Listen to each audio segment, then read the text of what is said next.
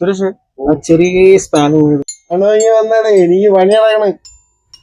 ഇതിപ്പോ ഞാനാ മുതലാളി അവനാ മുതലാളി.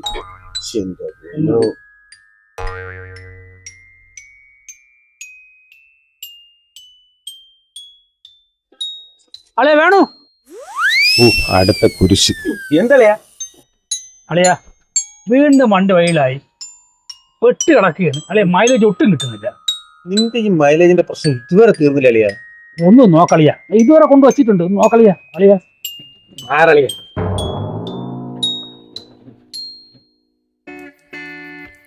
ആ ചെറിയ സ്പാനറിങ്ങട്, അല്ലെങ്കിൽ വേണ്ട ഞാൻ തന്നെ പോയി എടുക്കാം.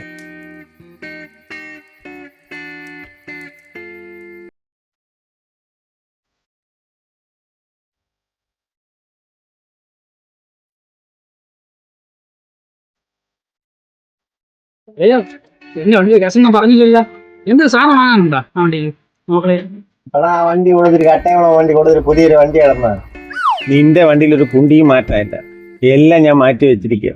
ഇനി അതിലൊന്നും ചെയ്യാനില്ല. അതിൽ മൈലേജ് കൊണ്ട് എല്ലാം ഉണ്ട്. എടുത്തോണ്ട് പോളെ.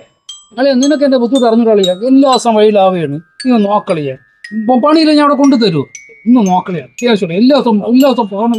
എടാ ടാങ്ക് വരെ ഞാൻ അതിൽ നോക്കി. നീ അതിൽ പെട്രോളാണ് അടിക്കണേന്ന് എനിക്ക് ഡൗട്ടുണ്ട്. എന്താടാ വേണു, ഞാൻ വണ്ടി പെട്രോൾ തന്നെ അടിക്കണത്. 10 കൊല്ലം ഞാൻ വണ്ടി ഓടാൻ തുടങ്ങിയിട്ടു.